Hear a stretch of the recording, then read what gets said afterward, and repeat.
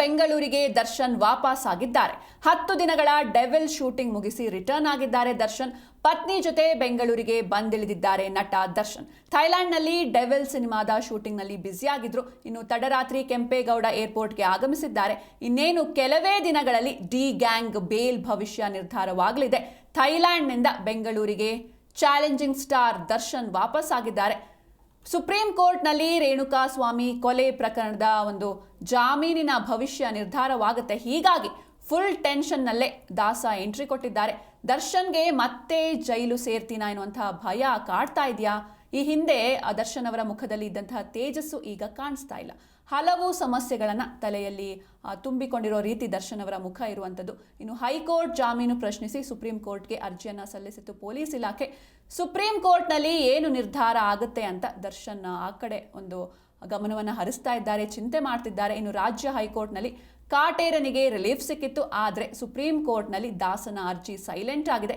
ಇನ್ನೇನು ಕೆಲವೇ ದಿನಗಳಲ್ಲಿ ನಿರ್ಧಾರ ಆಗಲಿದೆ ದರ್ಶನ್ ಬೇಲ್ ಅರ್ಜಿ ಭವಿಷ್ಯ. ಸುಪ್ರೀಂ ಕೋರ್ಟ್ ದರ್ಶನ್ ಅರ್ಜಿ ಪುರಸ್ಕರಿಸಿದ್ರೆ ಮನೆಗೆ ಹೋಗ್ತಾರೆ, ಇಲ್ದಿದ್ರೆ ಜೈಲಿಗೆ ಫಿಕ್ಸ್. ಸೊ ಹೀಗಾಗಿ ಸಾಕಷ್ಟು ಟೆನ್ಷನ್ ಕೂಡ ಇರುವಂಥದ್ದು. ಸುಪ್ರೀಂ ಕೋರ್ಟ್ನಲ್ಲಿ ಏನು ಒಂದು ಆದೇಶ ಬರುತ್ತೆ ಎನ್ನೋದ್ರ ಕಡೆಗೆ ಸಾಕಷ್ಟು ಕುತೂಹಲ ಕೂಡ ಇದೆ. ಥೈಲ್ಯಾಂಡ್ನಲ್ಲಿ ಡೆವಿಲ್ ಸಿನಿಮಾದ ಸಾಂಗ್ ಚಿತ್ರೀಕರಣಕ್ಕಂತ ಥೈಲ್ಯಾಂಡ್ಗೆ ತೆರಳಿದ್ರು ಚಾಲೆಂಜಿಂಗ್ ಸ್ಟಾರ್ ದರ್ಶನ್. 10 ದಿನಗಳ ಡೆವಿಲ್ ಶೂಟಿಂಗ್ ಮುಗಿಸಿ ಇದೀಗ ರಿಟರ್ನ್ ಆಗಿದ್ದಾರೆ.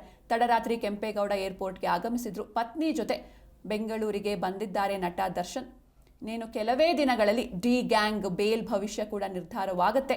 ಇನ್ನು ಸುಪ್ರೀಂ ಕೋರ್ಟ್ನಲ್ಲಿ ರೇಣುಕಾಸ್ವಾಮಿ ಕೊಲೆ ಪ್ರಕರಣದ ಒಂದು ಜಾಮೀನಿನ ಅರ್ಜಿ ವಿಚಾರಣೆ ನಡೀತಾ ಇದೆ. ಇನ್ನೇನು ಕೆಲವೇ ದಿನಗಳಲ್ಲಿ ತೀರ್ಪು ಕೂಡ ಹೊರಬೀಳಲಿದೆ. ಈ ಕುರಿತಂತೆ ಹೆಚ್ಚಿನ ಮಾಹಿತಿಯನ್ನು ನೀಡ್ತಾರೆ ನಮ್ಮ ದೇವನಹಳ್ಳಿಯ ಪ್ರತಿನಿಧಿ ವೆಂಕಟೇಶ್. ಏನು ಥೈಲ್ಯಾಂಡ್ನಿಂದ ಈಗ ನಟ ದರ್ಶನ್ ವಾಪಸ್ ಆಗಿದ್ದಾರೆ ಬೆಂಗಳೂರಿಗೆ. ಡೆವಿಲ್ ಸಿನಿಮಾದ ಸಾಂಗ್ ಶೂಟ್ ಮುಗಿಸಿ ರಿಟರ್ನ್ ಆಗಿದ್ದಾರೆ. ಜೊತೆಗೆ ಇವರಿಗೆ VVIP ಸೆಕ್ಯೂರಿಟಿಯನ್ನು ಕೂಡ ಏರ್ಪೋರ್ಟ್ನಲ್ಲಿ ನೀಡಲಾಗಿತ್ತು. ಇದರ ಜೊತೆಗೆ ಇನ್ನೊಂದು ಕಡೆ ಸುಪ್ರೀಂ ಕೋರ್ಟ್ನಲ್ಲಿ ಇವರ ಜಾಮೀನು ಭವಿಷ್ಯ ಇರುವಂಥದ್ದು.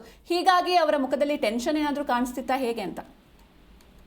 ಸಿಂಚನ, ಖಂಡಿತವಾಗ್ಲು. ಯಾಕಂದ್ರೆ ಇವತ್ತು ಬರ್ತಾರೆ ಥೈಲ್ಯಾಂಡ್ ಏನು ಡೆವಿಲ್ ಸಿನಿಮಾ ಶೂಟಿಂಗ್ ಅನ್ನು ಮುಗಿಸ್ಕೊಂಡು ನೇರವಾಗಿ ಏನು ಕೆಂಪೇಗೌಡ ಅಂತಾರಾಷ್ಟ್ರೀಯ ವಿಮಾನಕ್ಕೆ ಬರ್ತಾರೆ ಅಂತ ಹೇಳಿ ಒಂದು ಏನು ಮಾಹಿತಿ ಇರ್ತಕ್ಕಂಥದ್ದು. ಆದ್ರೆ ಮುಂಚಿತವಾಗಿ ತಡರಾತ್ರಿ ಅಂದ್ರೆ ನಿನ್ನೆ ತಡರಾತ್ರಿ ಸುಮಾರು 12:30 ಆಸುಪಾಸಿನಲ್ಲಿ ಇಳಿದಿರ್ತಕ್ಕಂಥ, ಅದರಲ್ಲೂ ಜೊತೆಲಿ ದರ್ಶನ್ ಜೊತೆಲಿ ಒಡಗೂಡಿ ತಮ್ಮ ಏನು ಧರ್ಮಪತ್ನಿ ಕೂಡ ಏನು ಜೊತೆಲಿ ಬಂದಿರ್ತಕ್ಕಂಥದ್ದು.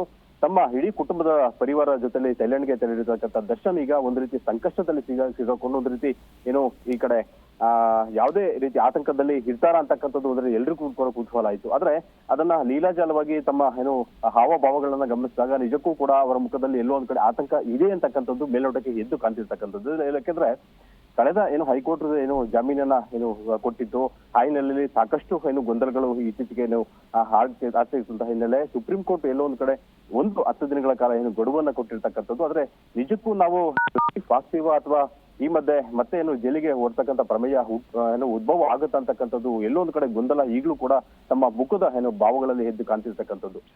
ಜೊತೆಲಿ ಹೀಗೆ ಈಗ ಏನು ಒಂದು ಕಡೆ ಪರಿಸ್ಥಿತಿ ಏನು ತಮ್ಮ ವಕೀಲರನ್ನ ಭೇಟಿ ಮಾಡ್ತಕ್ಕಂಥ ಕೆಲಸ ಆಗುತ್ತೆ. ಜೊತೆಲಿ ಯಾವ ರೀತಿ ಸಿದ್ಧತೆಗಳನ್ನ ಮಾಡ್ಕೊಳ್ತಾರೆ, ಜೊತೆಲಿ ಎಷ್ಟೇ ಏನೇ ಆದ್ರೂ ಕೂಡ ಈ ಪ್ರಕರಣದ ಕುರಿತಾಗಿ ನಾವು ಹೊರಬರ್ಲಿಕ್ಕೆ ಸಾಧ್ಯ ಇದೆ ಅಂತಕ್ಕಂಥದ್ದು ಸದ್ಯ ಈಗ ಬೆಂಗಳೂರಿಗೆ ಬಂದ ತದನಂತರ ಯಾವ ರೀತಿ ಏನು ಆಕ್ಟಿವಿಟೀಸ್ ಆಗುತ್ತೆ ಅಂತಕ್ಕಂಥದ್ದನ್ನು ಸದ್ಯ ನಾವು ಕಾದು ನೋಡ್ಬೇಕಾಗುತ್ತೆ ಸಿಂಚನ. ಥ್ಯಾಂಕ್ ಯು ವೆಂಕಟೇಶ್ ನಿಮ್ಮೆಲ್ಲ ಡೀಟೇಲ್ಸ್ಗಾಗಿ.